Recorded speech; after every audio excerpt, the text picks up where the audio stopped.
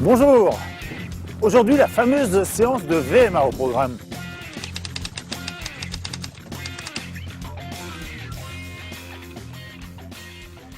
Je sais que c'est une séance qui vous fait un petit peu peur.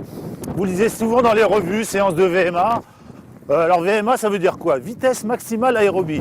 C'est la vitesse que vous pouvez tenir à peu près sur 6 minutes.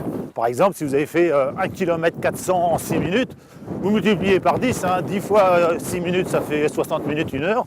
Donc 1 km 400 multiplié par 10, ça ferait que vous avez une VMA de 14 km/h. Ensuite, la séance consiste donc à courir à cette vitesse-là avec des petites fractionnées. Aujourd'hui, par exemple, je vais faire 15 fois 200 mètres à ma vitesse de VMA. Donc je vais faire des 200 mètres en 32-33 secondes. Je vais récupérer 100 mètres trottinés, donc ma récupération sera semi-complète. Et voilà, donc je serai toujours haut cardiaquement, à 90-100% de mes fréquences cardiaques maximales. Le but donc c'est une adaptation cardio-pulmonaire et ça va améliorer ma vitesse de course. N'oubliez pas que le marathon, vous courez à peu près à 80% de cette VMA. Donc plus votre VMA est élevé, plus le 80% sera élevé naturellement. Donc on va y aller pour une séance de VMA. Donc je vais me mettre en tenue légère, je vais me mettre en short pour pouvoir aller vite.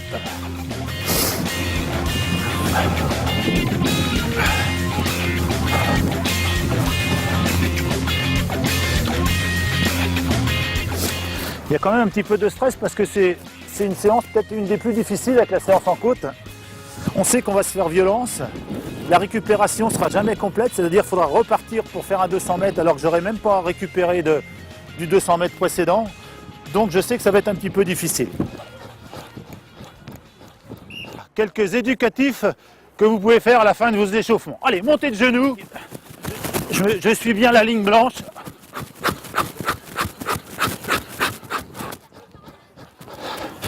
On a fait le cycle avant. On va faire le cycle arrière.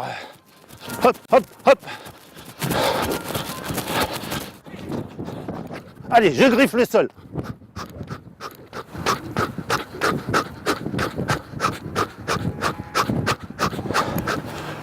Une ligne droite de triple sauteur.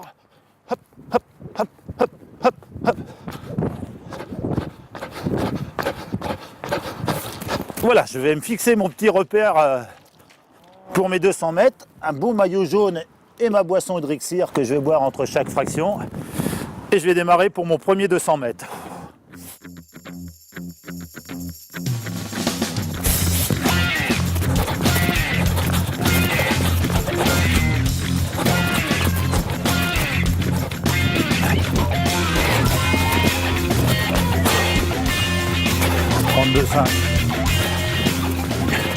Allez, je suis à la moitié de ma séance, je suis au 8e.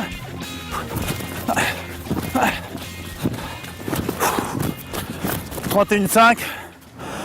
Allez, je suis à la moitié de ma séance. Un petit coup d'élixir. Allez, 100 mètres trottinés, je repars pour la deuxième moitié.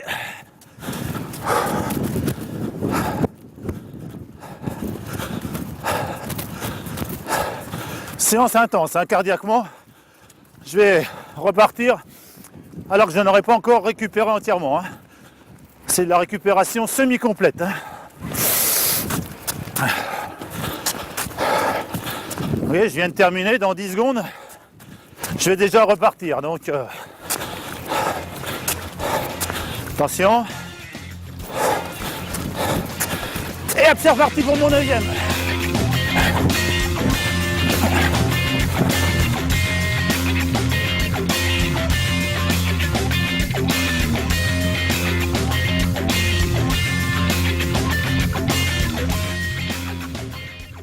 Et ben voilà pour cette séance de VMA. Je vais me rhabiller un tout petit peu. Un retour au calme de 10 minutes, comme après chaque séance, comme on l'a vu sur les séances précédentes. Allez, on va boire un petit peu, Hydrixir.